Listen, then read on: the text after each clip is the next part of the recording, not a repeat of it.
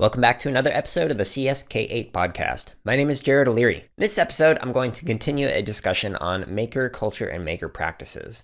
You might be asking, well, why am I talking about maker practices for CS educators? One of the reasons is because there are many potential connections to CS education in terms of the kinds of software and hardware practices that can occur in maker culture that could certainly be relevant to CS educators. So when you listen to me talk about the practices discussed in this particular article, try and think through how you may or may not be able to apply some of those practices within your CS classroom. So this article is by Lisa Brahms and Kevin Crowley. And again, apologies if I ever mispronounce any names. And their publication is a chapter in a book. The title of their chapter is Making Sense of Making, Defining Learning Practices in Make magazine. And as always, the show notes that are found in the description below or at jaredoleary.com include links to the author Google Scholar profiles and then direct links to the publication itself in case you want to buy the particular chapter or this entire book. All right, so let's begin by reading the abstract. Quote, "This chapter turns to the pages of Make magazine for data on which to base first approximation of some core principles of the maker community. It draws upon the communities of practice framework, which asserts an understanding of learning as fundamentally tied to the social and cultural context in which it occurs and focuses on the practices that define communities. Born from individual basement tinkerers and garage mechanic hobbyists, the maker movement has evolved to support a strong community among makers. The growth of the International Maker Fair's annual showcases of makers, inventions, and investigations have become celebrated meccas of maker culture, attracting hundreds of thousands of makers of all ages and interests. The field of education has embraced the maker movement as a potential context for innovative and more inclusive STEM education experiences. Educational platforms in high school tech labs, community makerspaces, and after-school youth programs have been created to strengthen and associate the many individuals."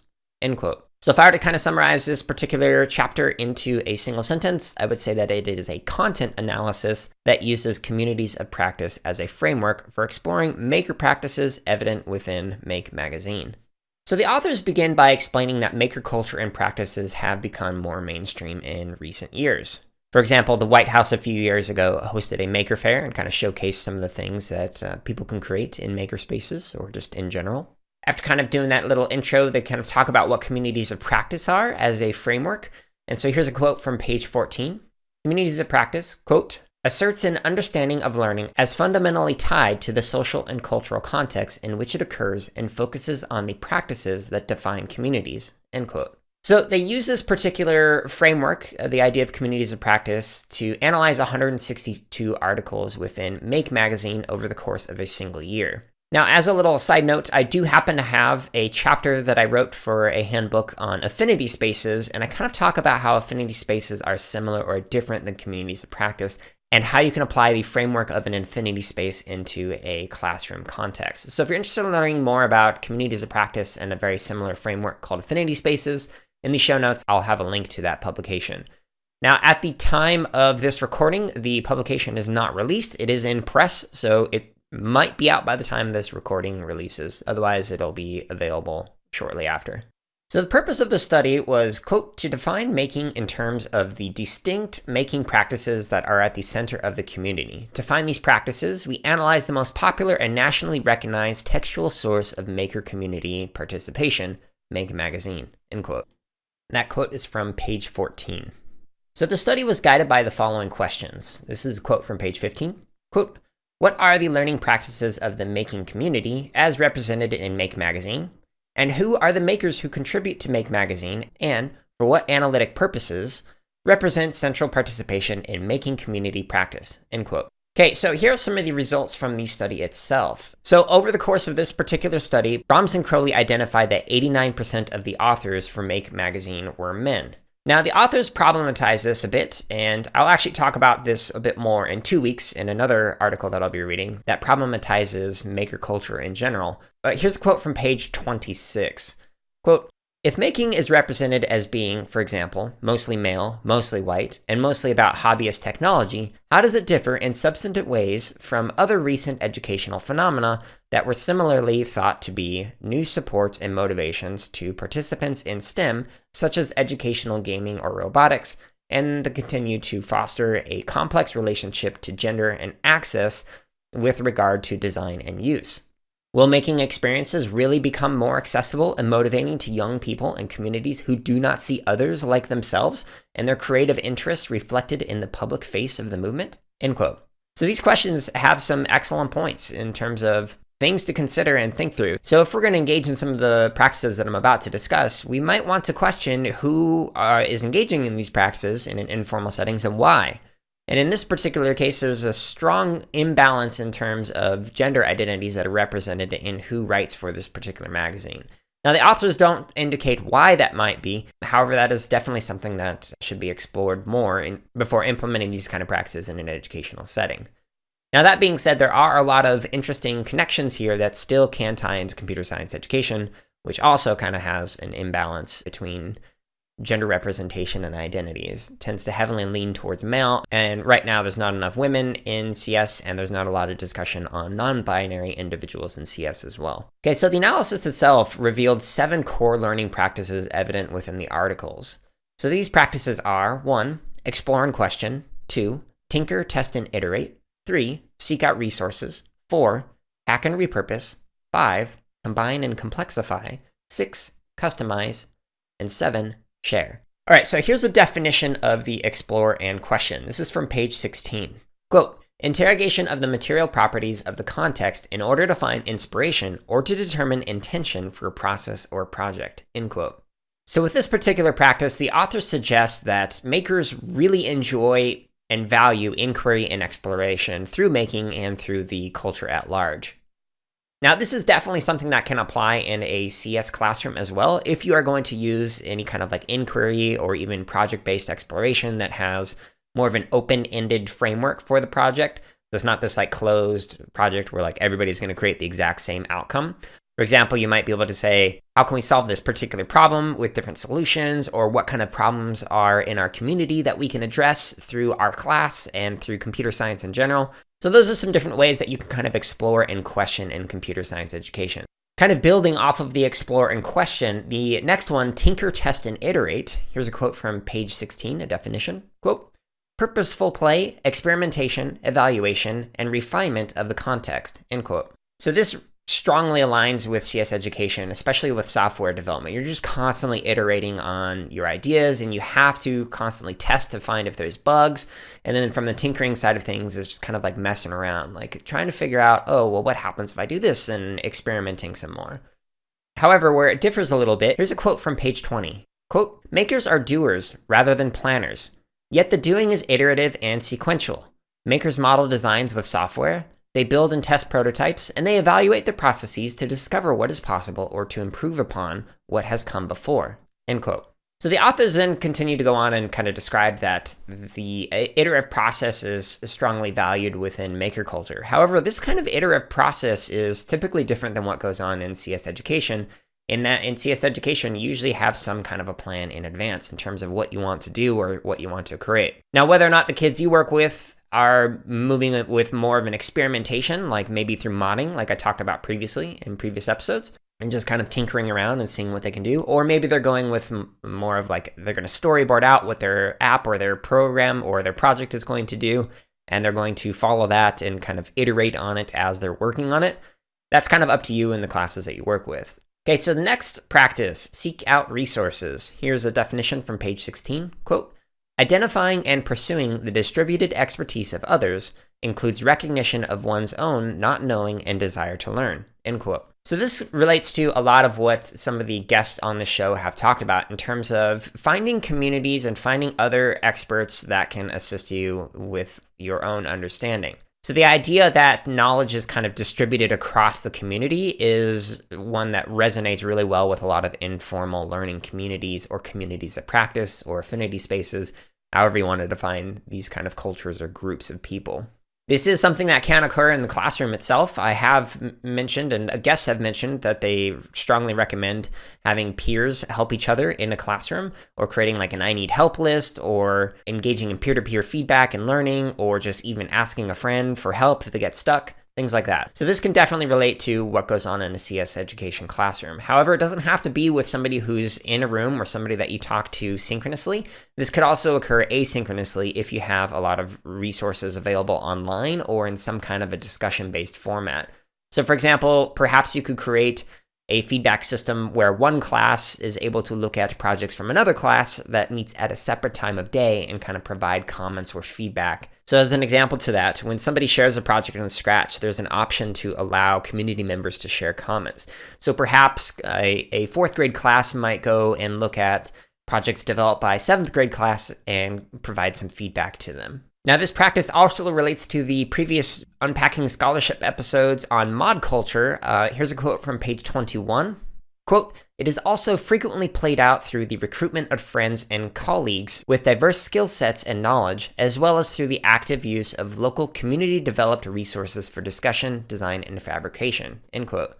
So, for example, tying it back to the previous scholarship, think about the teams that were developed for mods when I discussed some mod culture practices. All right, so the next practice, hack and repurpose. Here's a definition from page 16. Quote, "Harnessing and salvaging component parts of the made world to modify, enhance, or create product or process." End quote.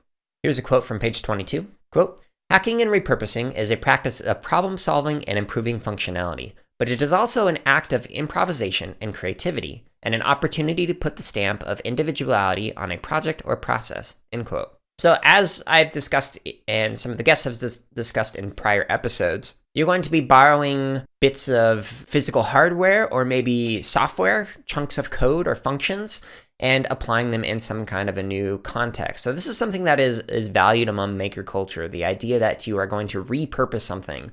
Or tying it back to mod culture, you're going to mod or remix something to make it do something new. So you might take a little bit of pieces from this project and some functions from this project and maybe some sprites from this other project, and you can combine them into something else. Which relates to the next practice, combine and complexify. So here's a definition from page 16. Quote, "Developing skilled fluency with diverse tools and materials in order to reconfigure existing pieces and processes and make new meaning." End quote. And here's a little elaboration from pages 22 and 23. Quote, "The practice of developing skilled fluency with a diverse set of physical and digital tools, materials, and processes of construction in order to put these existing pieces and processes together differently is central to making and enables makers to extend what is possible. Inherent in this practice is an impulse to learn and an acknowledgement that there is always more to learn, that what is not yet known is a deep personal interest, is learnable, usable, and useful to oneself and to the community of makers. The practice of combining and complexifying is a practice of lifelong learning." End quote. Now, this really relates to my approach to CS education. When some districts have asked for my advice on what kind of platforms they might use, what I recommend is that they find platforms that allow them to combine and complexify, essentially, to use the author discourse, various computer science practices, concepts, understandings, etc. So, for example, there's a tendency among the more puzzle-based or problem-based platforms that have one right or wrong answer to solving things and don't really enable opportunities for creative expression to not really allow for kids to combine and complexify what they're doing. What I recommend for districts is that they instead find platforms like Scratch Junior or Scratch that allow you to take these various concepts and practices and kind of combine them in interesting ways that allow for kids to dive deeper. So rather than learning the same base level concepts and practices and understandings in computer science in a variety of platforms, what I recommend instead is to dive deep into one that allows you to combine all these ideas into really complex projects that are individually meaningful for kids. So speaking of, this kind of builds off of the discussions on modding. The next practice, customize, here's a quote from page 16. Quote, "Tailoring the features and functions of a technology to better suit personal interest and express identity." End quote. And here's a quote from page 24. Quote, "Through the practice of customization, makers tailor the features and functions of a technology to make it their own." End quote.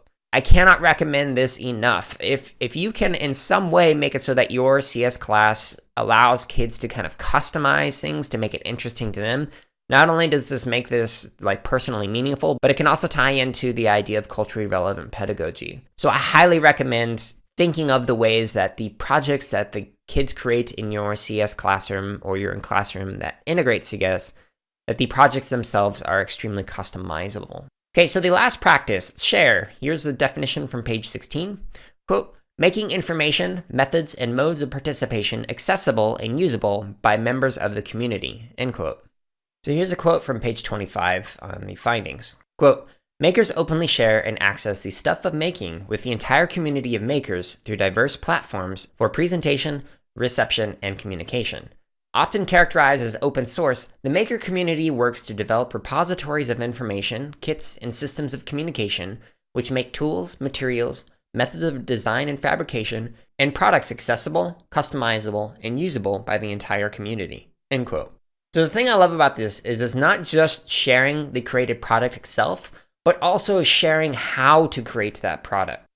So in other words, encouraging development of understanding through engaging in the process itself, rather than just looking at an end product that somebody created.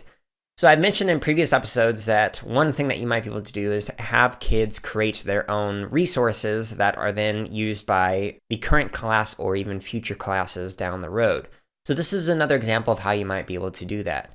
Now, one thing that you might want to take into consideration when creating these kind of resources is figuring out, okay, will these resources be available only to the classes I work with, to maybe the school that I work with, maybe the district, or outside of the actual community itself. So for example, will you make it so that anyone in the world can find access to these resources? So my own personal preference is to make it so that the resources are free to use for the larger community, because you never know who might be able to find access to them. So for example, all these stuff on my website, jaredoleary.com, 100% free, get hits from all over the world from people who are interested in either computer science education resources or music education stuff, as well as the free curriculum that I create for bootuppd.org.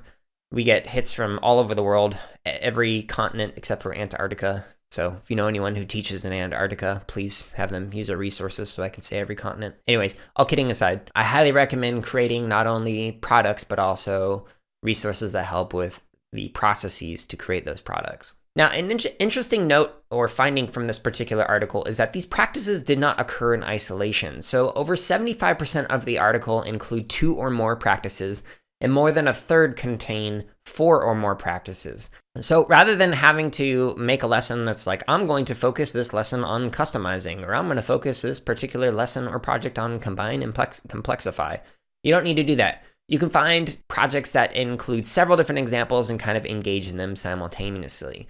So one of the ways that I've kind of described this in the past in our PD facilitation stuff for Boot Up is thinking of the computer science concepts and practices as a gem or a die that you can see through. Each one of the faces on that gem or die is a concept or practice, and depending on what angle that you look at it, you will foreground some concepts or practices that you're looking at, but you can see through them to still see and engage in the practices that are on the opposite side of the gem or die that you are looking through. So I'll include a video that kind of briefly talks about that in the show notes if you're interested in learning more.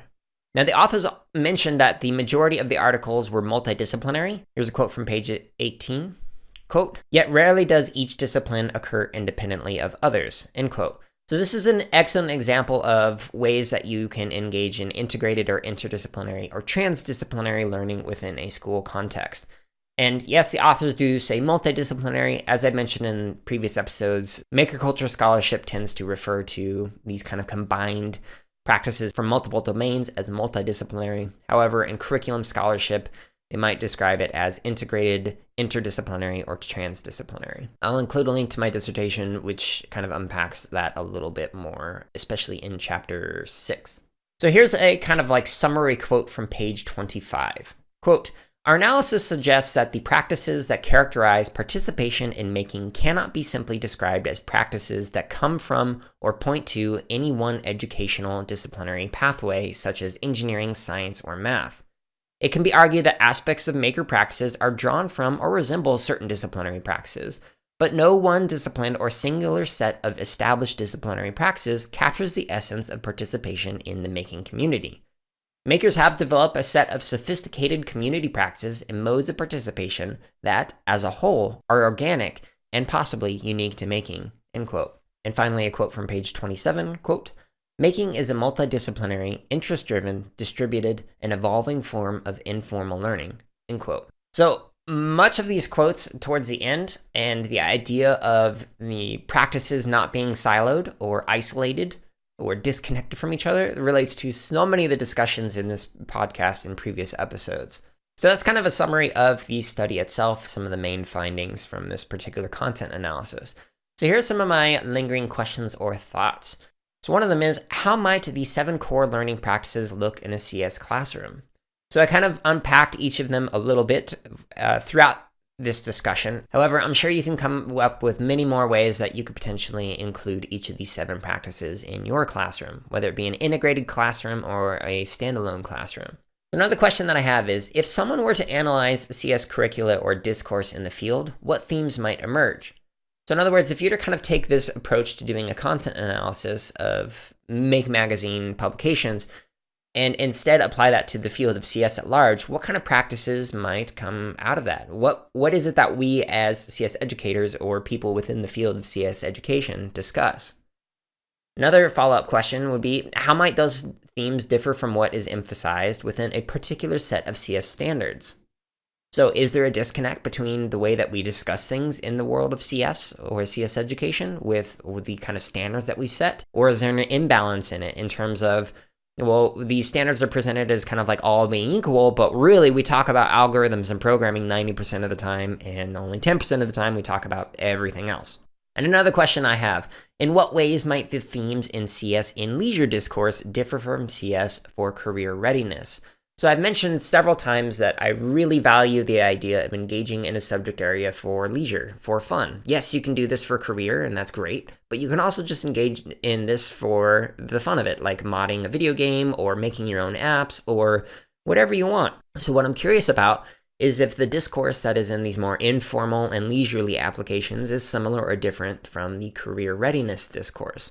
And if so, what practices are kind of emphasized in one and not in the other? So those are just some of my lingering thoughts or questions. I'm sure you have your own after listening to this podcast, and I hope you read the publication itself and kind of think of your own ways that this might connect with CS education. I hope you enjoyed this kind of summary of some of the practices that are found in maker culture, and I hope you're thinking of some different ways that you might be able to engage with them in your classroom. Next week will be another interview, and then following that, we're going to have another Unpacking Scholarship episode that kind of provides a very critical view of maker culture and problematizes some of the discourse across maker culture and makerspace education. If you found this podcast or any of the resources on my website valuable, please consider sharing with somebody else. They're all free. I just want to help out the field of education. Thanks so much for listening. I will talk to you next week when we have yet another interview.